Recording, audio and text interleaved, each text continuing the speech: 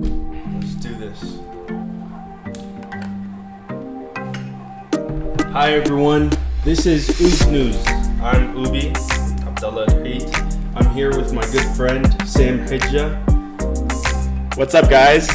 Glad to be here. Abdullah, appreciate you having me on. No problem, anytime. Sam has been to introduce him, he's been in the entrepreneur world for almost 6 years, and his last normal job was 4.5 years ago. I'm jealous of that, by the way. I just got off of work and rushed here. His business is in over 15 countries around the world, so he's worldwide. His mission is to fully empower the individual person in all areas of their life, financially, physically, and emotionally, spiritually. It's good to have you. Thanks for Great to being be here, on, bro. Appreciate you so much.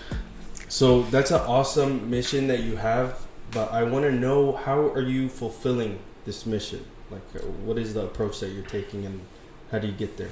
That's a good question. I mean, obviously, I've never, I wasn't clear. I didn't have that clarity of what I really wanted to do, what my mission was when I first started this journey. It was something that, through experiences, through failures, through setbacks, through successes and stuff like that, you get more and more of the puzzle, and you truly understand what you want to do. So I have a couple of vehicles that I believe, in my experience, at least for me, it was like the best way to be able to really, capitalize and really help the average person in, like I said, financially, physically, and then like spiritually as well. So, I could talk a little bit more about it, but it's something that, it came through fruition after a while. I didn't really know what I wanted to do. I just knew that I wanted to help people. And, 6 years later, I finally have had, major breakthroughs in my life, and I want to be able to help other people do the exact same thing.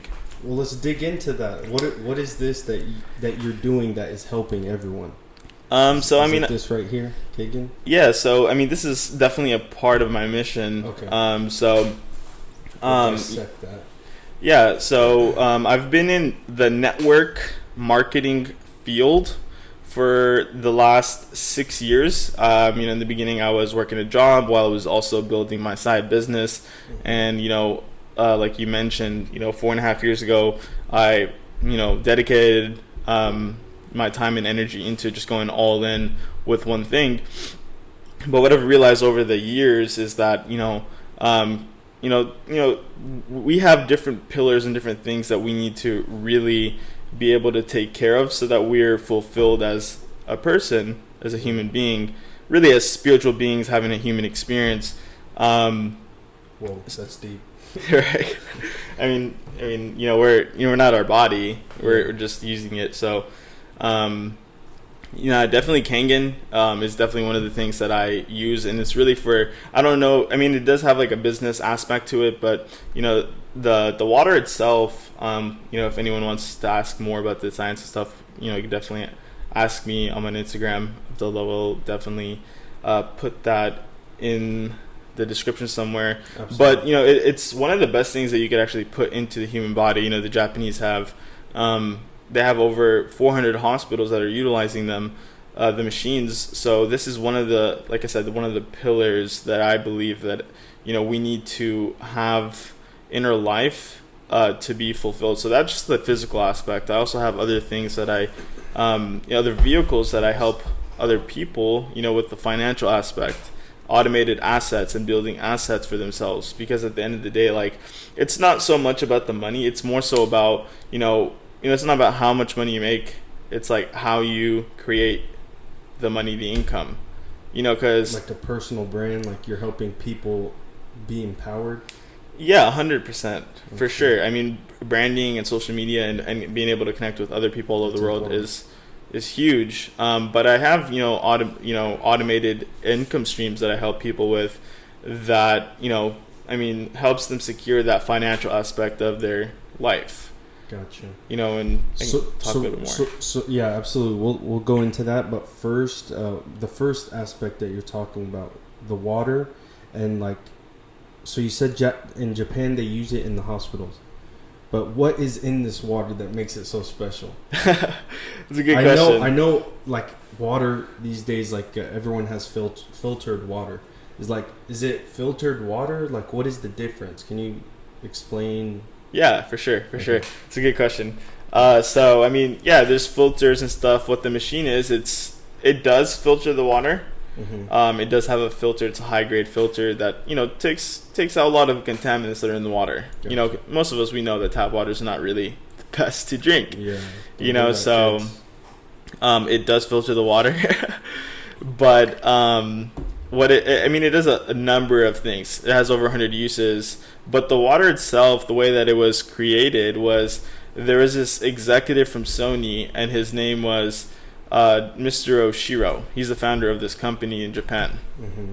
And he basically was, around the world, like there's places like in Mexico, Tlacote, Mexico, in Lourdes, France, in Mecca. There's these, special quote unquote holy waters. Gotcha. Yeah. So, basically these waters, people would travel thousands of miles all over the world with, illnesses and crazy things that are going on in their body, diabetes, lupus, cancer, all these things, and would travel thousands of miles to go and drink these waters from these quote unquote holy waters.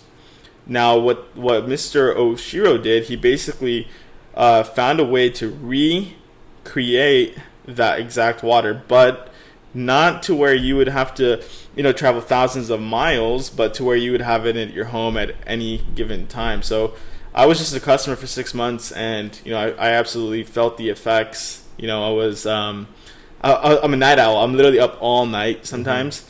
And I would wake up, even in school. I was a kid. I was that kid that was literally sleeping in class. I was always sleeping. I would be drooling and stuff, and it's because I would sleep at 5 a.m. and then I wake up at 6:30, and then I would go to school. I have no energy. Whoa. Now, after I started drinking the water, not healthy. Yeah, no, it's definitely not healthy. Like, sleep is so important. Yeah. So after I started drinking the water 2 years ago, I noticed that because I was actually surviving on like 3 to 4 cups of coffee every single day. This is me. I had a business and stuff, and I'm fairly healthy. And I had to drink 3 to 4 cups of coffee every single day just to stay awake and just to be able to do the things I needed to do. Mm-hmm. And then I got a hold of this water, and literally, my sleep improved. I would wake up with way more energy, way more focus. My joints didn't hurt, and I was like, wow. And yeah, I mean, that's why I think this is something that everyone needs. Here in America, I mean, all around the world, people are dealing with diseases and sicknesses and illnesses, cancer, all these crazy things.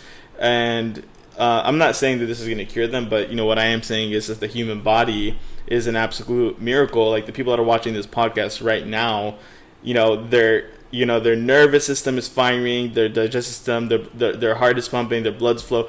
There's literally absolutely no way that you can't think that the human body is not a miracle. It 100% is, because all of these things that are happening, and you're not even putting any conscious thought. Breathing. Yeah, just breathing, for just that alone. What I am saying though is if you put, the body's 70-80% water, you put enough of the right stuff inside of it, what's it going to do? It's going to take care of itself. That's amazing. And so has there been proof of any, I don't want to say miracles, but like healing, any type of cures that have come out from people using this water? Yeah, and I mean, we're actually not allowed to make any claims or whatever, just for the integrity of the company. But if you just go online and you just do a quick YouTube search and you just type in whatever disease plus Kangen water, you're going to see thousands upon thousands of testimonials of them being helped by this water.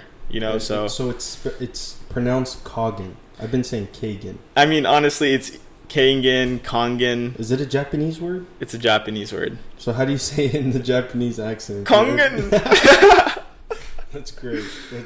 That's funny. If y'all can say it like that, then that's how you should say it. Man, that's really cool. I think I tried it like a couple years ago at the gym. I saw you with it, and you were telling me about it, but we weren't able to like have this type of conversation about it.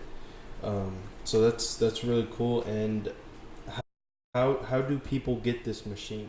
Yeah, so this company is a direct sales company. So what they do is instead of spending millions and millions of dollars on advertisements and commercials and YouTube ads and stuff like that, what they do is they basically understand that as humans, we go to a nice restaurant, we go to a movie. What do? We usually will tell our friends or family about it.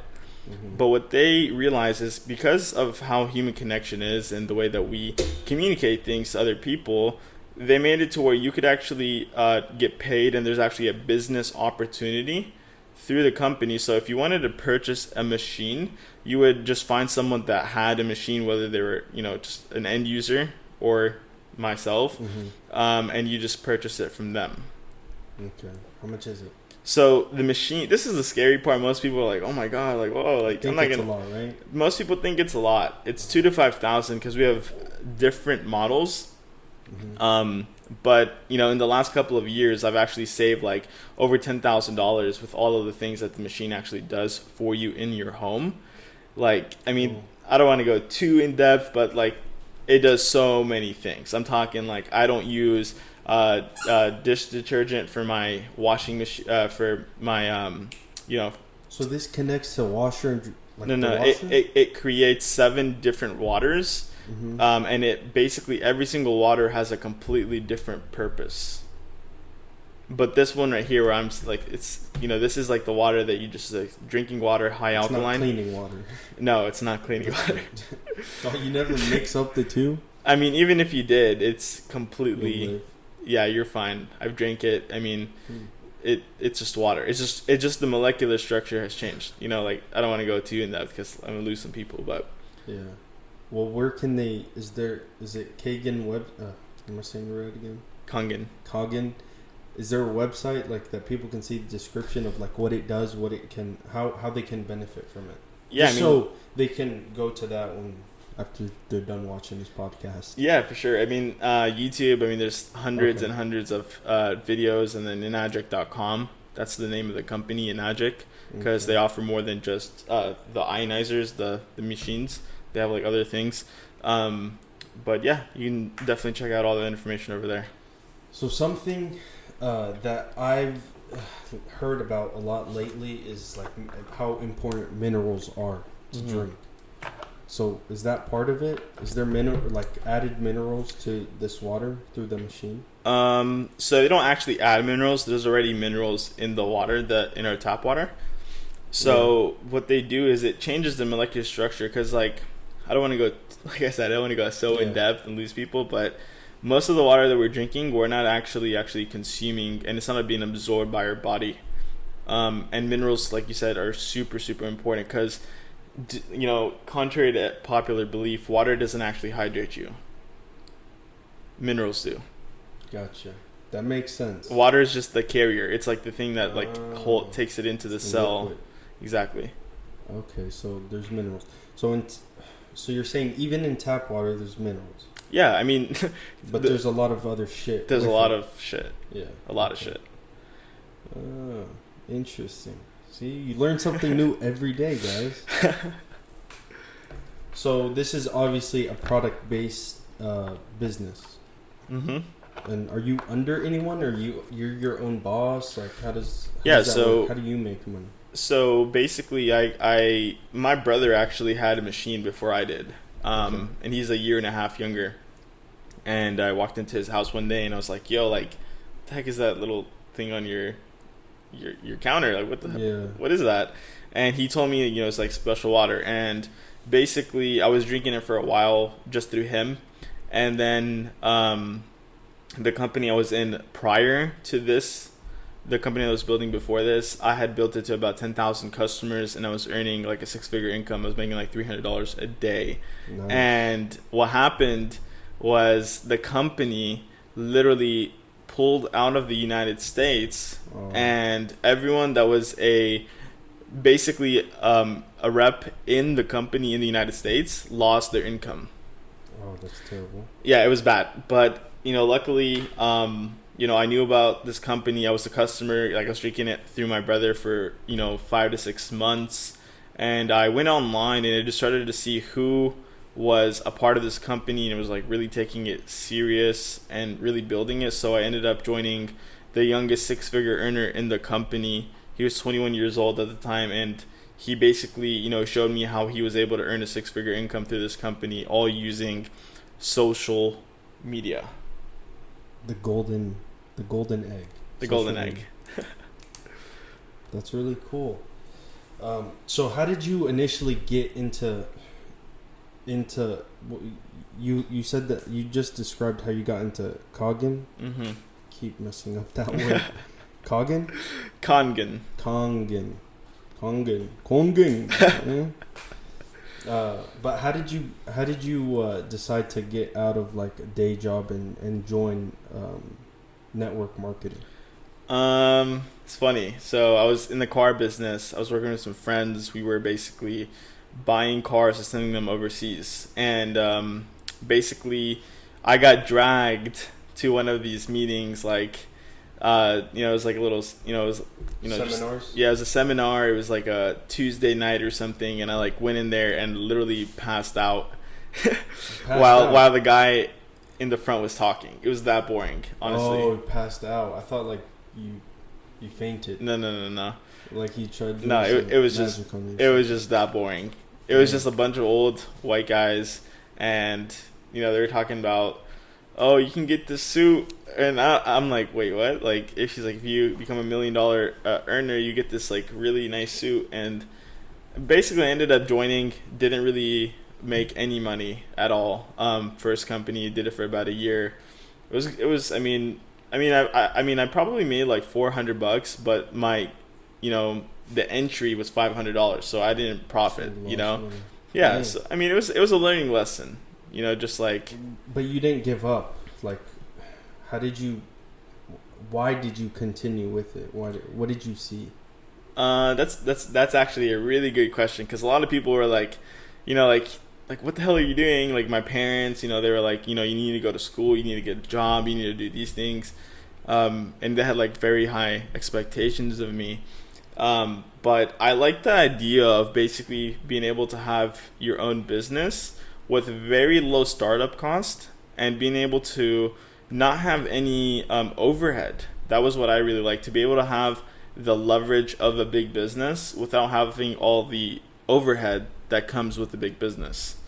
So that was like, I just saw the vision of being able to create an asset through one of these companies that really allow the average person to start at something, to get their foot in the door into business. Because, like currently, I mean, I'm in direct sales and I'm doing other things, different businesses, but it was definitely one of the biggest things, because the person that you see today was definitely not who I was 5-6 years ago. I was that shy kid, super like socially awkward, was very quiet, wasn't able to express, wasn't able to really, I mean, I had friends, but more so like I wasn't really open to people, to meeting new people. Like you were just comfortable with the people that you've known for a long time. Exactly. Same circle. Exactly. Yeah. And I mean, and that's fine. It's not a bad or a good thing, but one of my mentors, they told me your network is your net worth. Okay. And I didn't really understand it really till about like 2 years ago, when, because the thing is you're going to meet so many people out there. I believe that the most valuable currency in today's day and age is human connection. I would agree. Being able to have like minds, people that you can collaborate on ideas, to be able to make money, but also in today's day and age we need more people that are innovative, that are gonna help the earth. With everything that's going on, we need people that are looking to create something better for us, because the way that it's been going for the last 30, 40, 50 years, obviously like it's not sustainable. So being able to collaborate with other people, like-minded people, that's priceless. Yeah, and it goes both ways. Like, you can have bad people around you and you don't go anywhere. You go into a bad direction. And if you have good people around you, you go into a good direction. 100%. It goes. I've been in both places. I had the good friends. I've had the bad friends. Absolutely. And whoever I hung out with, I became exactly like. Mm-hmm. Yeah, they say you are an average of the 3 or 5 closest friends that you hang out with. The law of association. So, hang out with good people, and you'll just naturally become a good person or a successful person, whatever the case you're looking for. So you touched on failing the first time you did it. Was that your only failure in this entire process? Is there any other failures that made you who you are today? Oh, 100%. I mean, entrepreneurship's great, and people see, all of the awesome, Success the stories. traveling and the success stories and being able to be your own boss and stuff. But, I definitely had my share of failures. I mean, even before network marketing, I was never really good at anything. I mean, yeah. I never really tried, to be honest. I was literally, like I said, I was asleep most of even college. I just never attended college or anything. I was signed up for the class, but, all of these failures that I've gone through have definitely shaped me into the person I am today. But one of the biggest things, and this is something that really impacted me, and even to this day, I believe is one of the most impactful things that I had to go through to become who I am today. And it was a few years ago, I'd say about 3.5, maybe 4 years ago.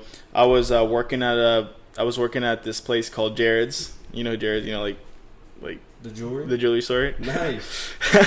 Selling watches there and stuff, and it was cool, whatever. And I was going to school full time, taking like 4 or 5 classes, and then I had another network marketing business that I had on the side, and it was generating me like an extra $1,500 to $2,000 every single month. So it was cool. But basically, I got introduced. One of my friends, he introduced me to his mentor. And he was like, "Hey, bro, meet me up at Starbucks." And I was like, "Okay, cool." So I met him up at Starbucks, and this guy was like 23 years old at the time, I believe. And I mean, he was living life. I'm talking. When I met him, he didn't have all the flashy things, but as our relationship grew and stuff, now he has like 3 supercars. He's making, easily multiple 6 figures a month, traveling the world. This is your mentor? Yeah, this is one of my mentors. One of them. So he showed me like the possibilities of what could happen for me, and basically what I did is I did obviously the least responsible thing, and I quit my job. I dropped out of school, and I'm Arab, so my parents were not having it because they can't brag about you now because you're not in school, you don't have a degree. You don't have that big job, because that's all that matters is you got to be able to talk about your kids. Exactly. They're like, "Oh, you should," my parents wanted me to be a doctor and blah, blah, blah, all this stuff. Now it's like, they're in shock at this point. Yeah. They're from a different generation.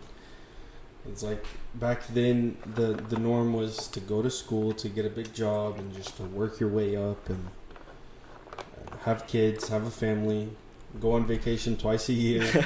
Like, so boring and simple, and nothing adventurous. Yeah, and there's nothing wrong with it if someone wants it, and that's fine. But that just wasn't what I wanted. Mm-hmm. I wanted more. I wanted to be able to have like choices. Yeah.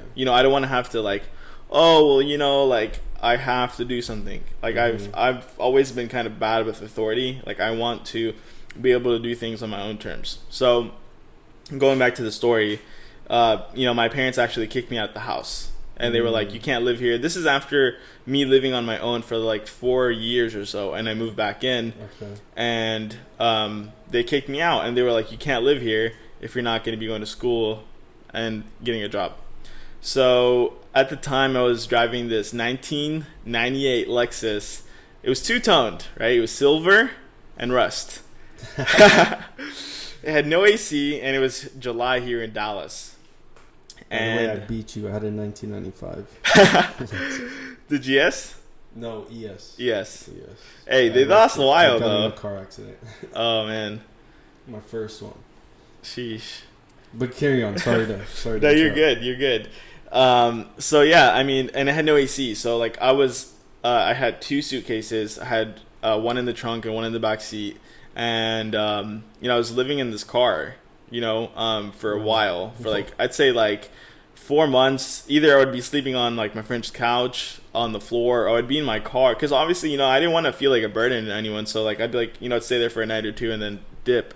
And I was living in my car for like 4 months. Wow. And it was no AC. It's like 110 degrees. You were here in Dallas. Yeah, it's crazy because like where this happened, the majority of the time where I would be sleeping was in the Lifetime parking lot in Garland.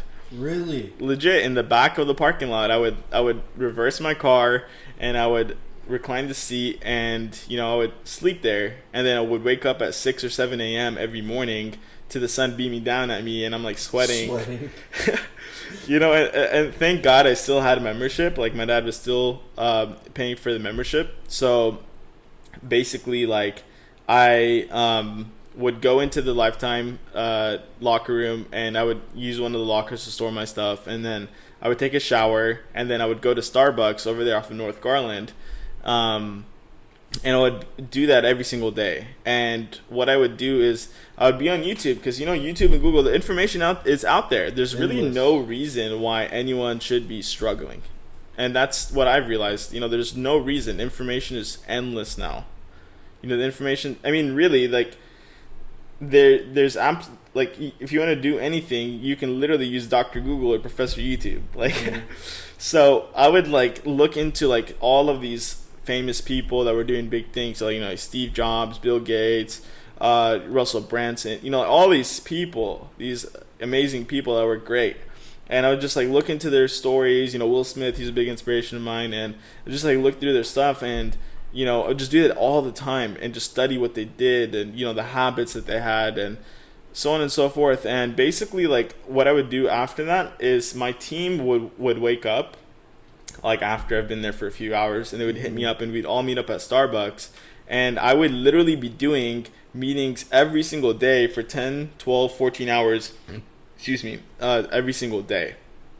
And I was literally helping my team. Like we'd have like a bunch of clients. I'm talking like maybe 10, 20, 30 people there at a time, and Starbucks would literally kick us out or threaten to call the police because we had so many people. That's a subject of its own. Starbucks has been kicking people out, and now in California, really, now in California, because of that whole issue, they're not allowed to, or they're scared to kick anyone out. So now homeless people are just going into Starbucks and literally camping out there, putting down sleeping bags and just inside. Wait, what? Inside. There's pictures of it if you search it. That's insane. What? Yeah. Wow, man. Yeah, I wish they had that back then. But and I can attest to that, because there was multiple times that I would drive by that area on North Garland, and I would see you out there, and there'd be like a huge army of people just sitting outside. Even at nighttime, I would see y'all. Yeah, we would be there like till 10, 12 in the morning till 2 a.m. Literally every single day. Whether it's at North Garland one, whether it's one off of Buckingham, we would literally be there all day, every day, just doing presentations. And the crazy thing is like the way the network marketing works, it's a little bit different. It's like, people may or may not understand this, but there's like different legs. And basically, like, I was working primarily with one of my team's legs, and I was helping a lot of people create and generate income. I helped, after a year of doing that, basically like 5 people are making 6 figures a year, plus 12 people are making 50K plus a year, through all of the work that my team and I did. Mm-hmm. But the crazy thing is I had my first big breakthrough after 4 months. And basically, like, that's I went not long. Yeah, 4 months to like really have like big breakthrough. And that's the thing. Like, most people are just years. Yeah. Oh, hi, Daisy. Daisy is patrolling the apartment, so she's just sniffing everyone out and saying hi. She needs some attention. Hi, Daisy. Hi, Daisy. But yeah, so after 4 months, like, I cleared my first 5-figure month. I made I think almost close to 12 grand $11,700, my fourth month in the business. That's awesome. The company also paid for a car. I was driving a 2015 C300 Mercedes, and then like I'm went from homeless to basically moving into like luxury apartments. So my life had changed like drastically, and after a year, I lost it all again. And then so on and so forth, and So you had to start all over. all over again. all over. Dang. How did that? Like that's so.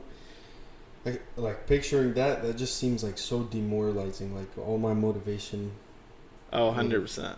So how did you get back on your feet and like reboot and remotivate yourself? And I mean, obviously, like, after something like that, it was a little bit of a burnout, to be honest. I was pretty burnt out, but I still saw a way with network marketing, and I didn't go back to a job. I still had savings and stuff that I was living off of for a couple of months, and then basically, one of my friends told me about another company. This is after like literally like I had completely stopped and let go of my business. I think like maybe 2 months after that, I got introduced to the new opportunity. It was in financial services, and then after a year, we built a team of about 10,000. So, I mean, that was insane until like I said earlier, like they pulled out of the United States, and I lost my income again. oh my god. So it's been a roller coaster. Now, is that what you attribute your success to? Is the tough times and having to start all over? It's like nothing can be as bad as we think it can be if you start all over and you lose everything and you have to get back on your feet. Absolutely. This is something that one of my mentors told me, and it like stayed in my mind forever. Like I will always remember these words, and it was, take a rich man, a wealthy man, and you take all of his cars, you take all of his clothes, his houses, everything that he owns, right? Mm-hmm. But what he's going to do is he's going to be able to find a way to make it times 10. But you take away his mindset and he loses it forever. Yeah. So, through those lessons and through all the things that I've had to go through, like, one of the, like I was saying, when I was homeless for 4 months, I also lost the love of my life, this girl that I thought I was going to marry. So it was like when things hit rock bottom. And Did he go to Jared's? Was this at the time when you were working there or no? Yeah, it was actually. Or I think we might have been like taking a break. I don't know. It's kind of a big blur at this point, but yeah, I mean, it's crazy because like when it rains, it pours, and I'm like a big believer in like the law of attraction and like, what you think about constantly in your mind and what you're constantly vibrating, like the emotions that you're having, they are real. They and create they reflect things. into exactly. So like we kind of touched on that earlier. It's like if you think positive things will happen. If you think negative things will happen. If you are around negative people, you're going to be negative. If you're around positive people, you're going to be positive. 100%. I mean, and there's constant thing even now. Like I notice, I'm like, something will happen, and my first reaction is to react to that thing. But I'm like, hold up, there has to be something that I can learn from this situation. Something instead of I mean, it can be a completely devastating situation, but it doesn't necessarily mean I have to react to it. I can take a step back and I can look and I can be like, what is this teaching me? And I can give you a clear example. I was working with some friends, and I got kind of like I mean, it was kind of like a weird situation, but basically like I got kind of screwed out of a deal or a couple of deals. But what it made me do, it made me like look in a different direction, and I got connected with some people, and I mean, it just ended up becoming a much better overall situation for myself and for my clients, because it could have been really bad, and I could have, for example, like what happened is I was supposed to get paid like $5,000 for 2 clients, and basically the people that I was working with, they were like, we can't give you the money. So you can either just let them become our customers, or you can have them refund their money. So I had them refund, and basically I referred them to someone else that I respected in the industry, and I got paid double. Oh wow. So it forced me to look in a different situation. To maybe if I didn't, I mean, at the end of the day, it ended up working out a lot better for me and for my clients. That seems so scary to be in that type of business where someone can just. Is that a normal thing? They can just cut you out of a deal like that? No, it's not normal. It's just some things that they couldn't really accept any new people referring business to them because they had an influx of business. So I don't know. It was like a weird situation, but I was gonna get screwed. So I mean, I told my clients, I was like, get your refund, and I have someone else that could take care of you, and it ended up working out, even better for the both of us. That's great. So good things come from bad things. I always think about that and try to keep that in mind, is that even when you're down and under, good always follows bad. So you just have to keep that mindset, like fight through, carry on, and you'll catch a break even when you're in the toughest times. Mm-hmm. So what would you tell someone what would you suggest to others if they slip up, or they are in a rough patch, or they're going through hard times and they want to get out of it, but they just don't know how, they don't see the way? What would you suggest to them? That's actually a very, very thought-provoking question. I mean, really, I would say the biggest thing is to take 100% responsibility of your current situation, even if it doesn't seem like it was your fault. Mm-hmm. It doesn't necessarily have to be your fault for you to take the responsibility, if that makes sense. It doesn't have to be your fault to take responsibility. Yes. It's responsible to take responsibility. Right? Yeah, I mean, at the end of the day, like, life can either happen to you or it can happen for you. Mm-hmm. So, let's say, an argument happened with your significant other and it was clearly their fault. Mm-hmm.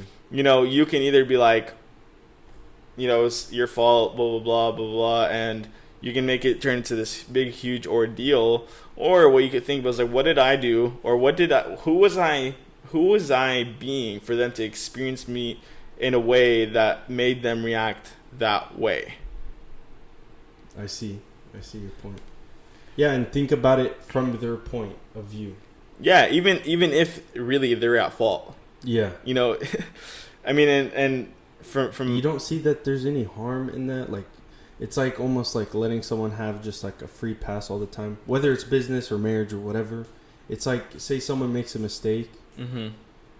They make a mistake, like, and they don't think that they made the mistake, but you say, it's okay, it's my fault. Well, I'm not saying that it's your fault. What I'm saying You're is taking responsibility for the whole situation in general, and for letting it happen. Yeah, because who was I for them to experience me that way, for them to act that way? It's the thing is as humans, we're mirrors of each other. Like, mm-hmm.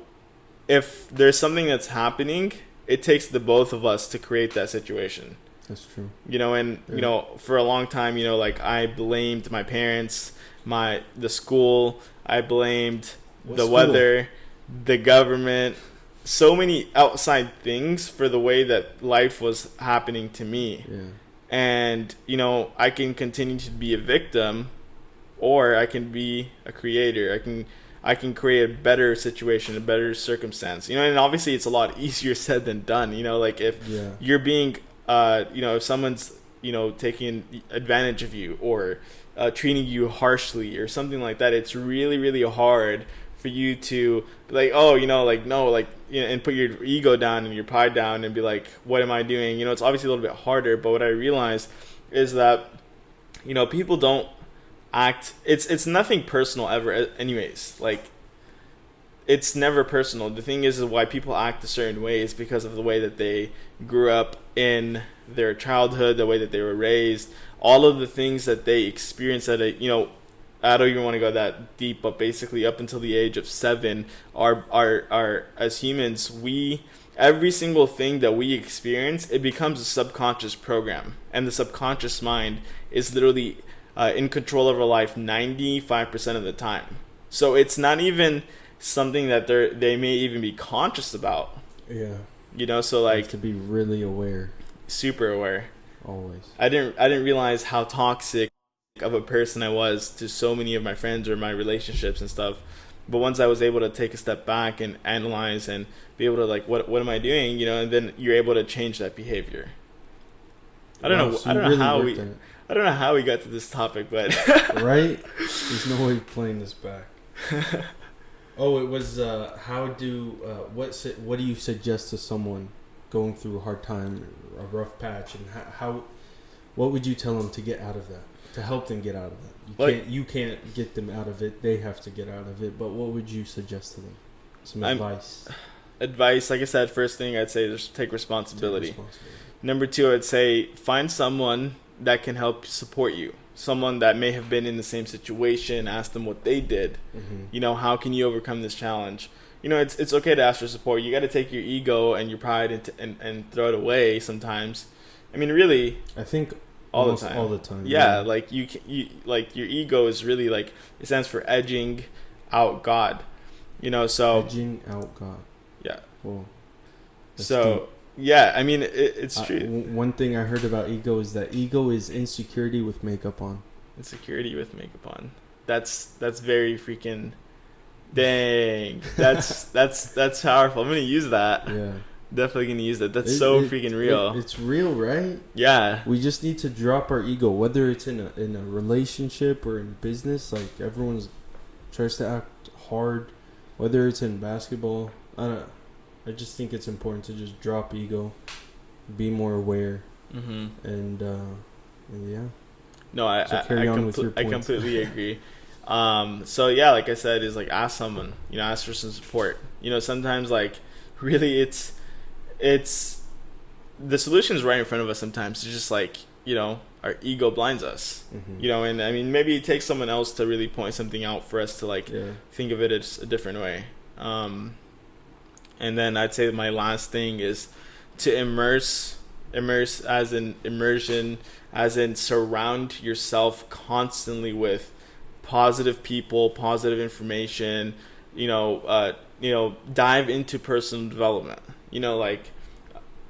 I stopped going to school a while ago. I only finished 2 years, but I've never stopped learning. Like, I read all the time. I'm always listening to audiobooks. I'm always going to conferences and workshops and really pushing myself, because the person that I am today is not going to solve tomorrow's problems. Because if we're not constantly growing and expanding and becoming the next best version of ourselves, we're moving backwards. So the challenges are just there to help us push the envelope a little bit. Really good. So those are your points. Those are very insightful and helpful to people that are trying to get out of tough times. Going back, let me see. Oh, I did want to ask about multitasking. Do you multitask? What is your take on it? What do you mean specifically? Like, there's two perspectives, and I saw this I heard of this recently. Like, the discussion of, is multitasking beneficial or not? Like, should you focus 100% on one thing at a time, or is multitasking a better route to get more done in less time? I mean, I would say it's probably differs for everybody, but for me personally, I used to be someone that just does one. I mean, I still am. I like to focus on one thing at a time and just do it really, really, really well. And I always go back to like law of attraction and energy and stuff. Like, where your focus goes, energy flows. So when your mind and your energy and your focus is like on a bunch of different things, it may manifest a little bit slower, at least in my circumstances, I feel like. But currently I am doing a few different things, but I like to just really just focus on, if I'm doing something, I just do it fully be present and then accomplish that and then move on to the next thing. Yeah, it's like if you organize your time properly. Like I have a planner. Where is it? It's back there. I have a planner, and so like there's certain days, whether it's working out or work, and then your side business. It's like you dedicated Thursday to this, you dedicate Saturday to this. So on that day, you do 100% of that and 0% of the other stuff you're doing.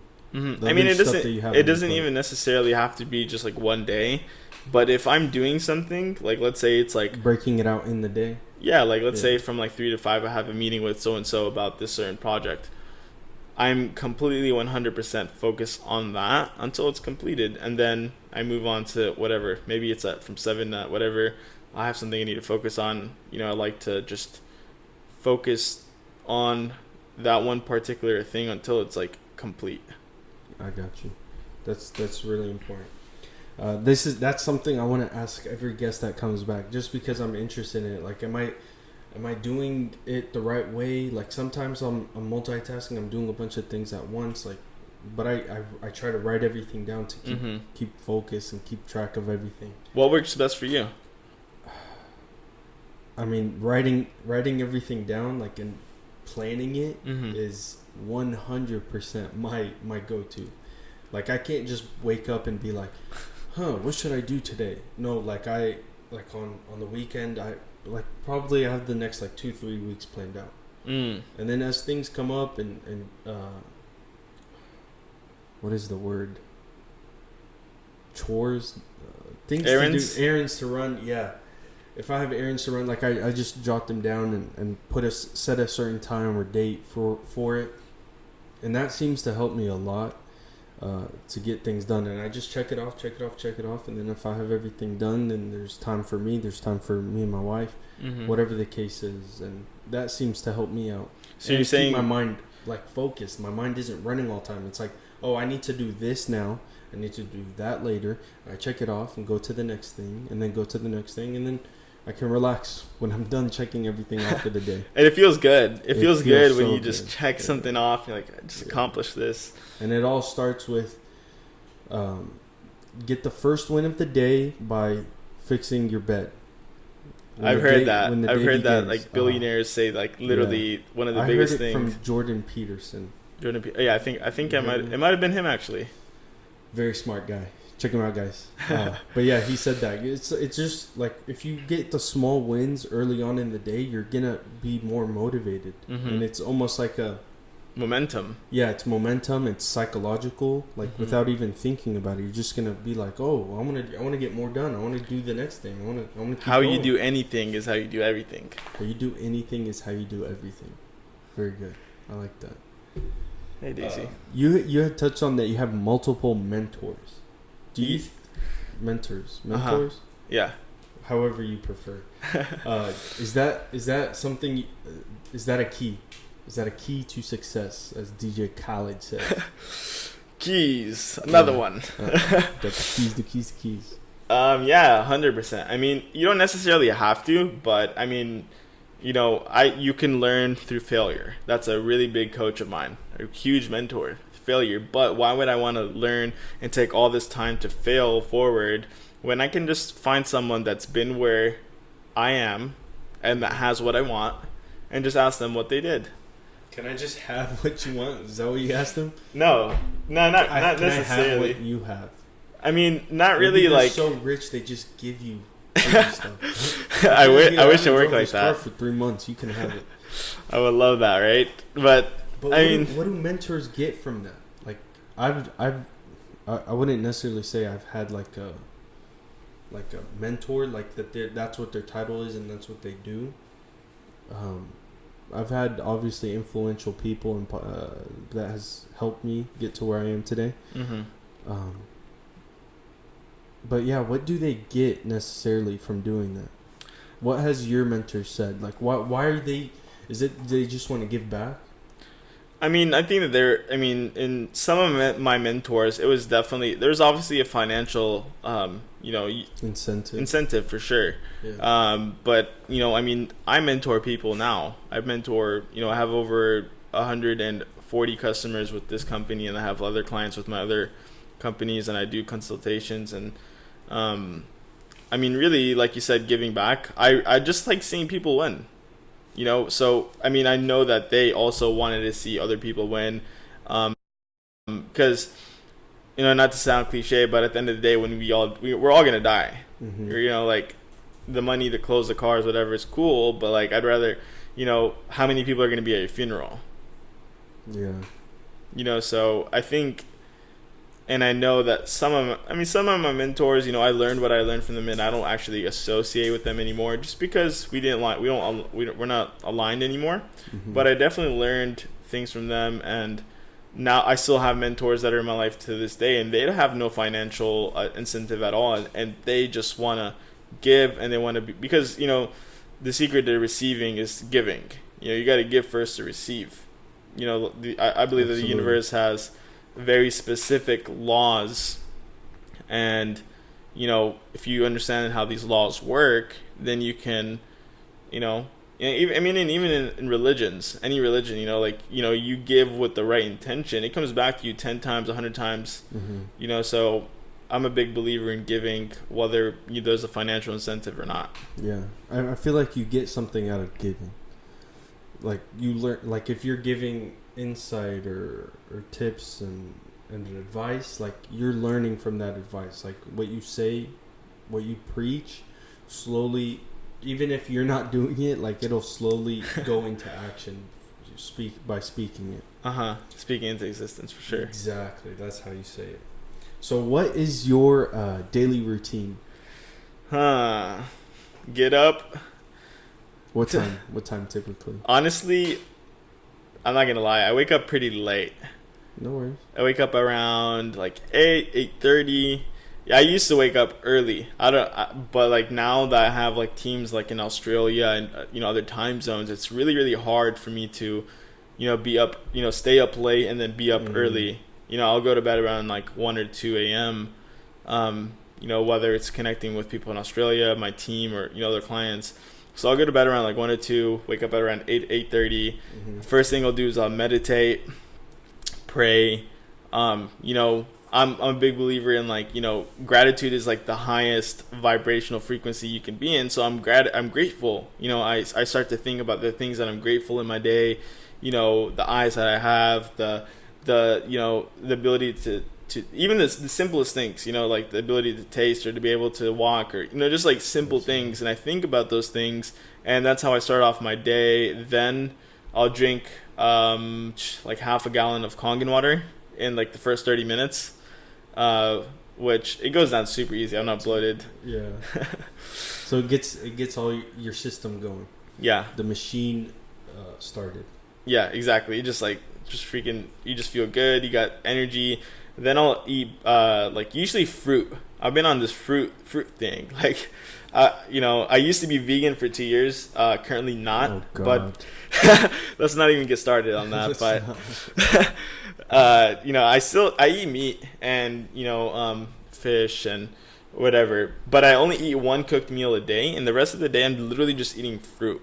So why? Because it has like a lot of like antioxidants, has a lot of electrons, things that keep your freaking body it just feels electric and alive. Yeah. So I'll do that. That's all the sugar. Yeah, I mean, but the sugar that you get from fruit is completely different than like processed sugar. It's actually really, really good for your brain. And then I'll take my supplements. You know, like I believe that health is wealth.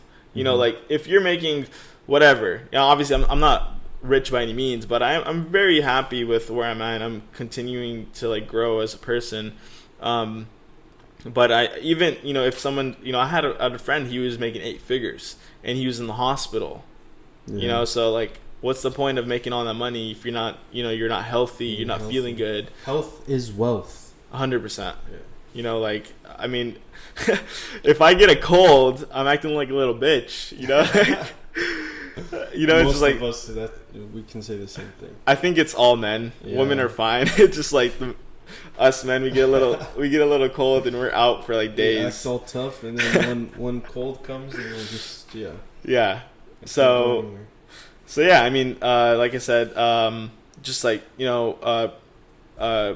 meditate, pray, gratitude, eat or water, eat supplements, and then I hit the gym for about an hour, and then I'll just get to Midday? Is this midday? Is this still morning time? I mean, it really just depends. Sometimes I'll have calls because, as you guys can tell, like I'm not like your typical entrepreneur or whatever. I don't wear a suit or anything. I'm literally, if you see me, I'm literally always in tank tops and shorts. Cause why? Zuck style, Zuckerberg style. Yeah, I mean, flip flops or no flip flop? I'm wearing flip flops, so the flip okay. flops So it is good. Zuck style. Yeah, so, I mean, like, this phone is so powerful. So like, I don't even need to be in that person's,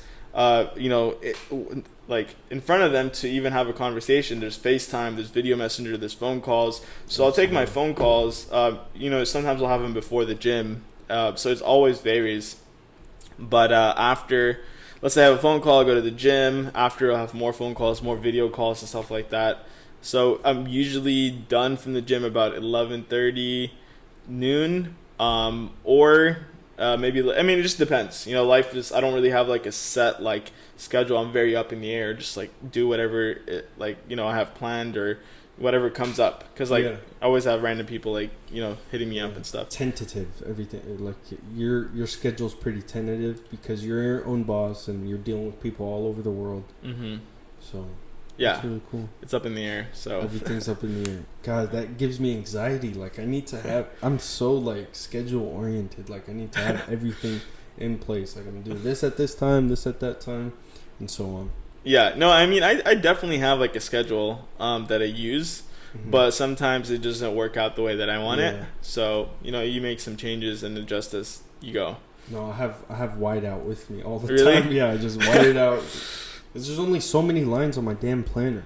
And I write a bunch of stuff in there. So yeah, and I feel like also for me, like time management, I think is something that, I mean, I'm not knocking it, but for me, specifically, I focus more on like priority management, more so like what are the top 3 things that I need to get done today, and that are gonna basically, like, for example, like this one goal will knock out a lot of other goals, so I have like my priority management, like, okay, I need to have like this many meetings, I need to have this many interactions with people, I need to close this many deals, and so on and so forth. So it's like I don't try to like jam pack my schedule with as much to do because like I said, I'm a very in the moment person. I do one thing and I do it like to the fullest. Yeah. So when I jam pack stuff, like I'm like, oh, I gotta get going. I gotta be here at this time. As opposed to like, okay, then my priority for the day is to generate this much income or to help this many people or to have this many exposure. It's like, it's like it kind of like brings down my stress levels because like I can overthink. So that's something that I do. Maybe that someone can find valuable, that's watching. Insight, definitely. You'll be shocked at like how much, like in our head, that we go through that other people go through the same shit. Mm-hmm. Like we all can relate at some level. At one point or another. For sure. I mean, that was something that I struggled with up until like I'd say about. I went to this workshop. It was like a transformational leadership workshop back in April, and then the second part was in May. And one of the biggest breakthroughs I had was that, the things that you're dealing with, they're not insignificant. Other people need to hear what you have to say. Yeah. And sometimes, if you don't say it, it's really selfish of you. Mm-hmm. Because someone could have benefited from what you said, but you chose not to say it because you're a fucking pussy. Yeah. So and I sometimes like, I'm not the best person, right? But I hear a lot of good talks and everything, and I always am so like in a rush to share it. But sometimes I feel like it's like the people, they reciprocate it as like, bro, you're not even doing that. Why are you saying that? It's like, maybe I'm not doing it, but it's like I know of it and I'm trying to do it, but like I want to share the knowledge with you as well. Mm-hmm. Like let someone use it, Mm-hmm. So I don't know. No, I feel you. I mean, I'm a big believer in taking my own medicine. Like I'm not gonna tell you anything that I don't personally do. Like because it's like So you're listening to some famous, successful businessman, right? Mm-hmm. And they say, "Oh, this is really important to do to be successful." Mm-hmm. And it's like, yeah, maybe I'm working on doing it. Mm-hmm. I can't think of something right now. Oh, say it's waking up at 4:30 in the morning. Yeah. Like, hey, successful people, they wake up 4:30 in the morning and they have the mindset that no, everyone is asleep right now.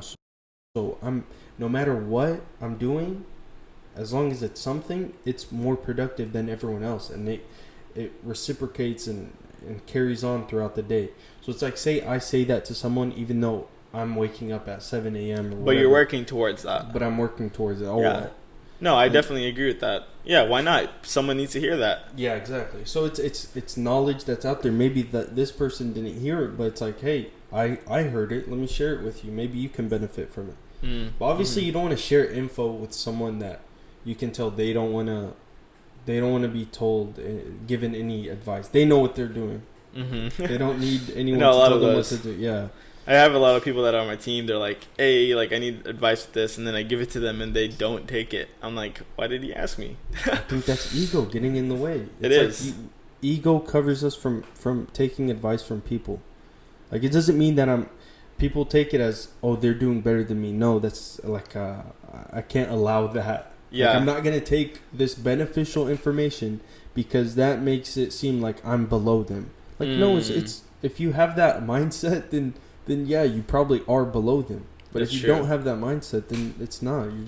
You're thinking it into existence. That's true. I mean, I try to find, I'm a student to anyone, learn from anyone. Absolutely. Like, even if it's a kid, like, there was a time where, like, a few years ago that I coached basketball. Like, I never had done it before, but like, kids, I would sit after practice and listen to these kids, like 8th graders, and like just hear their perspective on different things, and I would learn from it. But it's like, it's a kid. Mm-hmm. You can still learn from literally anyone. Yeah. I think that's like something with like parents and stuff. Mm-hmm. You know, they want to be the person, you got to do this, you got to do this, and they don't ever take the time to like listen to their kids and like the insights they have. And kids are smart. Yes. Kids are smart. I'm like, wow, how did you think of that? It's almost like, how did you think of that this early in life? I That's know. the thing. It's like it's something that our parents or we figured out like in our 20s or whatever. But it's like these kids are thinking of it at 3 and 4, and I think that a big part of that is the technology of today. Mm-hmm. We might be jumping all over the place, but speaking of technology, the phone. So you said like everything is in your phone, like your work and everything. You can accomplish a lot. Do you ever turn it off and get away from your phone? Do you think that's important? I mean, I don't do it like periodically, like every day or something, but like this weekend I just got an Airbnb here in Dallas, and I just like literally turned my phone off, and I just had a time to like reflect. Beautiful. You know, especially after like, after you hit a goal or something, take time to yourself, like don't go, I'm the type of person that just like obsessed with whatever I do. Absolutely. So, that can be a problem because like we like rely on these things so much. Mm-hmm. I mean, personally, I feel like I use it more for good than, bad. I mean, I don't even like using the word bad, but, but yeah, I think that, taking a break from technology and just like getting back to your roots is important. We don't go in nature anymore. Yeah. Like, I mean, So I try to do that sometimes. I do this thing called grounding. Have you heard of it? No. What is that? So the Earth has its own electromagnetic frequency, right? So if you go out in your bare feet and go and like sit in the grass or like step on it, you're actually getting like free antioxidants, and it's actually like really helping. I've heard of this. It just helps like your body like negate any negative like energy in your body. That's crazy that you say that. This was literally just running through my head when you're saying like about getting out and stuff. That my brother told me this. It's like people don't do this anymore, but if you think back thousands and thousands of years ago, humans were just walking barefoot. They didn't have shoes and socks and all that good shit. Yeah. And I heard our feet were literally like spread out, like almost like hands. but that shoes literally compress our feet together and makes it straight like that. So what's a genetic mutation? That's tripped out. I just think evolution. Yeah. Like humans have over evolved. time. Yeah, over time. And it's like all the shoes and everything. It's like when you had kids, they came out more like that. And who knows? Like I wish I could do the test. Like just stop wearing shoes and see if my feet flatten back out. People call you crazy. Like, what is this dude doing? It's gorilla walking around. But know that. But he was saying that walking on just like natural grass or on the ground, like it does something. And I think you touched on it. That it's really good for the body and for the mind. Oh yeah, 100%. I mean, like, look at it now. Like, mental illness and depression, and anxiety is at an all-time high. Why? It's because we lost connection with the earth. You know, we're inside. We're in our box house watching a box TV. We get in our box car. We drive to our box office, and we're sitting in a box cubicle. Mm-hmm. You know, we're completely strayed away from like nature. Yeah. You know, so I think it's really good to connect back with nature and just that. Like get back to who we are as human beings, you know, like so yeah. That's really cool. I need to do that more. Like look back there's a beautiful forest that I don't go out there as often as I want to. But soon I think we're planning a little trip to go out into some nature and just get away from everything. Hopefully that happens soon. Nice little camping. Rather than later. Yeah, like a cabin. That'd be dope. I can't do tents, bro. Oh, no, I can't either. The mosquitoes and freaking... Mosquitoes, bears. Oh. Whatever. Anything nature.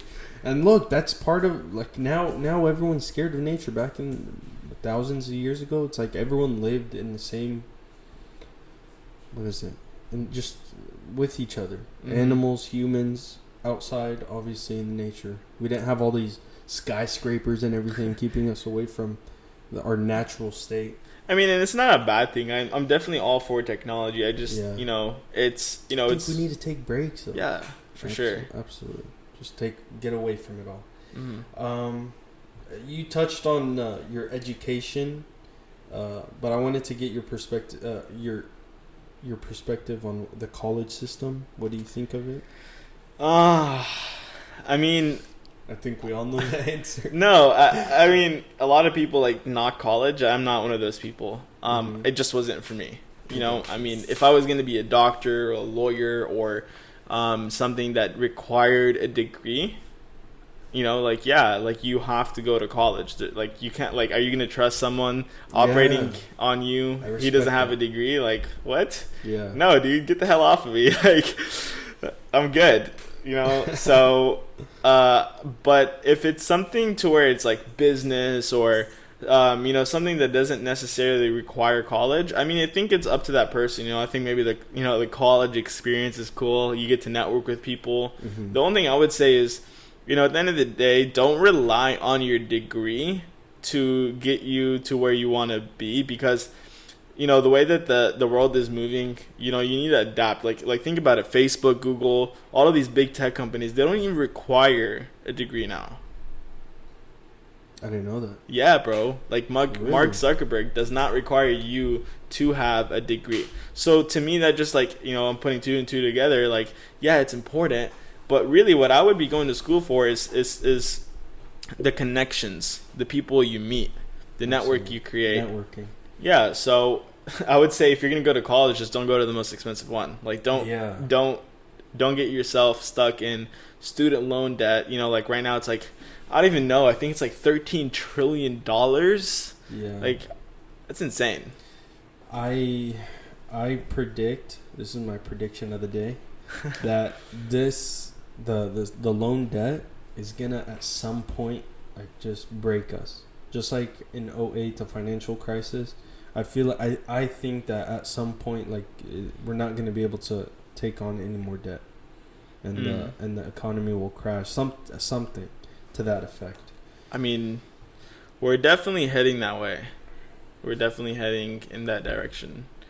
But I don't think we have to participate, to be honest. Yeah, I mean, I can't speak. I just graduated recently, but I didn't go to an expensive school. I went to A&M Commerce. Mm-hmm. Did a lot of it online. why I did it. Ultimately, I want to be a CPA, Mhm. and in order to be a CPA, you have to get your degree, and Mhm. you have to take a certain amount of classes and take a test. So it goes along the lines of what you said. Um, I'm not against school. I agree with you 100% on what you said. I think the school system though needs Some change. some change. Yeah, For sure. it shouldn't be as expensive as it is. Shouldn't have to go into debt as much as like clearly there had like why isn't it a bigger issue that we're in 13 whatever trillion, even $1 trillion of debt of school loan? Like it obviously is alarming, like and something needs to change. So hopefully someone watching has the influence and or has the ability to make something happen. That'd be really cool. What do you think are some things that we need to change With the education system, Mhm. for one, it shouldn't be as expensive. Like Mhm. you go from public school, obviously you're a kid, but I think even college students, they're still kids. They're not grown-ups. They shouldn't be making choices on their own. Like how many college kids make smart choices? You can say they all make dumb choices, but then they'll take on $50,000 of debt a year. Yeah. So definitely the price is one. It should be more open. I feel like there's a lot of things that they don't teach that should be 100%. taught, like handling money. That's something that I've noticed since high school, is that no one tells you oh, this is how you save, you find it on YouTube and Google. So there's no financial classes. Yeah, you learn accounting and finance 101 whatever, but it's never about saving. It's never about money management. There's nothing about time management.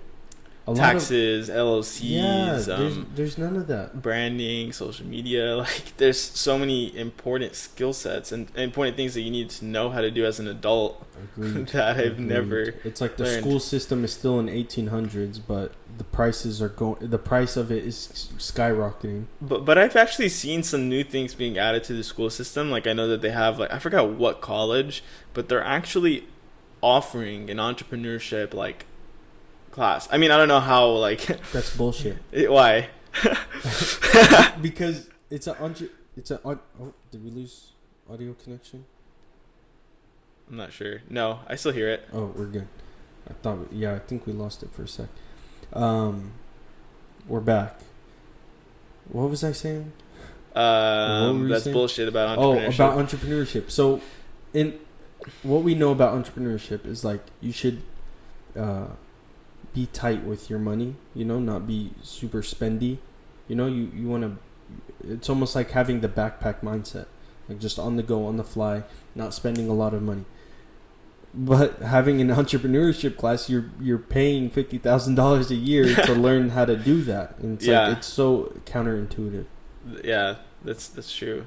I can kind of see where that's literally two opposing ideas. Yeah, I mean it's good that they're teaching it, because I know at the school that I went to they offered it. I wasn't gonna do it though. It's like entrepreneurship is something You experience. Yeah, you have to experience it. But it's good that like I had a friend that took an entrepreneurship classes, and they have to come up with a business plan and do presentations and stuff. That's another one, is like being able to speak. I know there's speech class, but that doesn't teach you how to speak. Mm-hmm. I don't know about you, but I didn't learn how to speak from Speech 101, Oh no. 1301, whatever. Barely. I mean, definitely didn't teach me nowhere near as much as doing it, in the field. But speaking of entrepreneurship, you came out with like a backpack, right? I initially did, and I touched on that last podcast that it was a complete failure. Why? We came out with it too soon. We didn't put enough work in. It was hard. Like, I'm sure other people have succeeded in doing this, obviously, because at the time when we came out, or we were working on it, there wasn't a smart backpack out there. No, I don't remember ever seeing one, and now they're all over. It's all over the place, exactly. So we had the right mindset. We were making strides, but I think we came out with it too soon, talked about it too early. and weren't able to catch a break, like whether it was finding a manufacturer or the technology connections. Mm-hmm. We were in touch with T-Mobile. We had a deal in place for them. What? Yeah, they were gonna sponsor all the hotspots, and so we had like a plan in place with that. But things just fell through, and but it was definitely a huge learning lesson, Mm-hmm. and I learned a lot from it, and I carry it with me every day. Like I literally, I think I said that last time.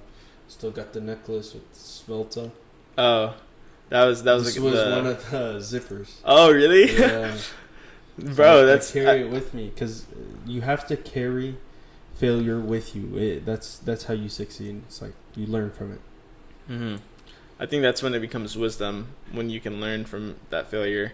But I have to give you guys a lot of fucking credit and respect, because like to be able to just like make your own product and go through all of the things, it's Yeah. completely different than, you know, what I do. You know, like I don't really have too much risk. I mean, now that I'm, you know, expanding to different, like doing different projects and stuff, like there's a little bit more risk. But to be able to innovate and to create something of your own, that takes a lot of like balls, a lot of tenacity, a lot of you know, being willing to bet on yourself, you know. Yeah. And I think that's huge, you know. So even if you didn't, you know, now you know all the processes and all the Yeah. things that it takes. It was our first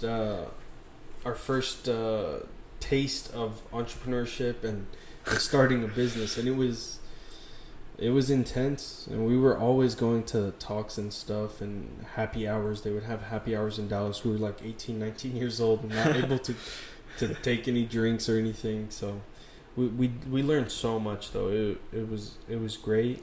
And What do you think is the biggest thing that you took away from that whole thing? If I have a product business, I'm keeping my mouth shut until the very end. Until it's like I have a site up, ready, selling. I have everything in place, all my connections, the manufacturer, everything in place before like launching it. I think that's important. Mm-hmm. There's something to it. Like we got a lot of praise for what we were working on, what we were doing, but we weren't there yet. Like we didn't deserve it. Honestly, we didn't deserve it, and maybe it got to my head and got to our heads, and yeah, that's So that's what you would do differently? yeah. Just put my head down, keep quiet, keep working, keep improving, and we were doing a lot of that, but maybe it was our age. I don't know, our inexperience. There was so many factors, but I wouldn't change it. I'm so happy that we attempted that and went through it. And it was like to see so many companies come out exactly like what we were working on. This backpack I have is a smart backpack. Really? Yeah.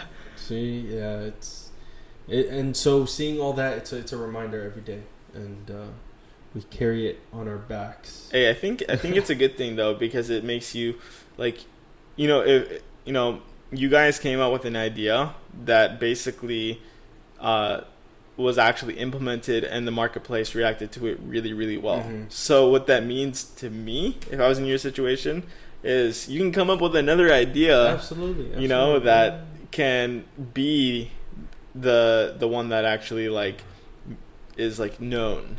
You know, because like if you came out with it before everyone else, like who knows what else you can innovate? That'd be, you know. And anyone can do this. Anyone at home, an idea that you have, as long as you're solving a problem, it can be done. But product business is very difficult. It's way different than service business. Mm-hmm. Service business, there's obviously the hurdles in it, but I definitely think that the service side is much easier than product, because you got to go with product development, and you have to test the product, especially if you have electronics in it. You have to go through rigorous testing to make sure it's safe and can be sold.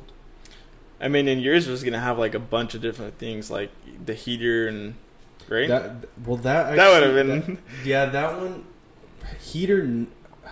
It was one of the ideas. We went through a bunch of phases with it, but we even wanted to do AC, like a cooling system, I don't know if that one's out. I don't It's think like, so. I don't know about you, but when I wear a backpack, I sweat. Hell yeah. It's just the back sweat. I can't wait to take off the backpack. And so that was the problem we were trying to fix. Charging and then hotspot. And I don't think there's backpacks that have hotspots. yeah, and the whole thing with that was that our phones have hotspots. So But- it's not as. Convenient. Mm-hmm. But I mean, T-Mobile liked what we were doing, and they were down to be a part of it. But I don't know. It sucks that it didn't go as we planned. But you learn from your mistakes, and that's what we're trying to share with everyone today. It's awesome, bro. Yeah. Big props. Now what I work on is what I'm more skilled at, and it's accounting. Like, Uh-huh. so I do taxes and accounting services and consulting. Uh-huh. I have my degree and I'm working to get my CPA.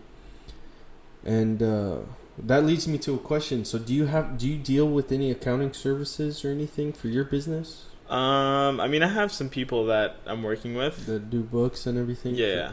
That my thing, like what I'm curious about is that is that something that you have to do, or is that like above, like the business takes care of it? No. Like each individual has to take care of it. Gotcha. Yeah. Okay, that's good. Well, if you do need, Al-Heat Consulting is always here. Yeah, no, for sure. I'm definitely gonna send some of my business partners, and I'll probably honestly just file with you this next coming year. I got you, man. Appreciate Take care it. of my peeps. So a little rapid fire question. I have one question that I pulled from online from a fan. His name is Ahmed Al Qadri. Hey, I think we lost audio. Yeah. Damn it. Are we there? Are we back? Yeah, I think we're back. That's so weird. It's happened a few times. Yeah. Sorry, guys. We're going to get there. We have some technical difficulties. We're improving each and every podcast. So the question from Ahmed Al Qadri. By the way, he's at Ahmed, AhmedAlkadrii on Instagram. That's triple I. He's the funniest guy ever. He's That's a why I'm comedian. laughing. I'm like, what did he ask? Oh, we lost it again. Why does that do that? Okay, it's back. His question is, by the way, he's a comedian out in LA. He's making it out there. Go check him out. When he comes to town, I hope he does some spots out here. I look forward to seeing him. His question is, as I state, hi, yes, long time listener, first time caller. Anyways, Sam, what is your workout routine? And is the eater you sell as pure as your soul? Oh, the water. I had no idea what he was talking about. I was like, I'll pass the message. That's so funny. My workout routine. Yeah. No, we're good. Oh, we're good. Yeah. I mean, what is he asking? Like, what I like normally like. What's your workout routine like? Do you? I just go in and whatever I feel, I work out. Full body every day? No. I mean, I'll definitely split it up. Like, today I did chest, triceps, and shoulders. Another day I'll do back and biceps. Another day I'll do like legs. Another day I'll do like core. Just varies. Very cool. I have to pee so bad. Same. But we won't stop. We're almost at the end. So thank you, Ahmed, for the question. I want everyone to go follow him and watch his journey as he becomes the greatest comedian in America and maybe even in the world. Funny guy, hilarious. He's a hilarious dude. He's been since we were kids. Oh my god, Always making everyone laugh. And his Instagram is a must see. He has two fun things. He has Monday motivation and Fast Food Friday. A favorite. You gotta yeah. It gets me hungry every Friday. So to close, give me your call to action, your goals, and how you're gonna make a difference and achieve this mission of yours. So I mean, my mission in the next 10 years Cool. is to empower the individual financially, spiritually, and physically. And my call to action is to really just be able to duplicate myself, and really just mentor as many people as possible, and really just teach people like what I've done, you know. I feel like I have finally gotten through a breakthrough here in the last couple of years, and I want to help empower other people to do the same thing so they can show other people. So really it's like I said, it's like a million. I want to help 1 million people in the next 10 years. So the way I'm going to do that is That's amazing. really just by really just One person impacting at more a people. time. Yeah, exactly. And something I heard the other day, and I'll end with this, is one transformed person can impact the entire world. One transformed person can what? Can impact the entire world. That is true. And we know of a few successful people that has impacted the entire world. I mean, Mahatma Gandhi, Prophet Muhammad, Jesus. Not even Steve Jobs, Muhammad Ali. Yeah, it's crazy. Like, one person can really make a difference. Absolutely. So tell everyone where they can find you. Share your handles. Facebook at Sam, SAM. Last name is HIJJAH. And then Instagram, it is I am Sam Hijah. IAMSAMHIJJAH. And that's for Instagram. And that's about it. Awesome. He has some awesome motivational stuff on his Twitter not Twitter, sorry, on his Instagram and Facebook. So check it out. And if everyone can share their feedback, whether it's good or bad, I'm sure there's a little bit of both. Share the podcast, like it, subscribe please, and check me out. My website's elheat.com, elhweet.com for everything, my business and my social media. I'm at ALHeat on Instagram and Twitter. We're actually now on iTunes and Apple Podcasts. And Really? I'm working to get on Spotify. You can find us there, Oobs News, and obviously on YouTube, where you're probably seeing this, or Apple Podcast, or wherever else. So find us, subscribe. Hope y'all enjoyed another episode of Oobs News. And until next time, have a great one. We're out. Namaste.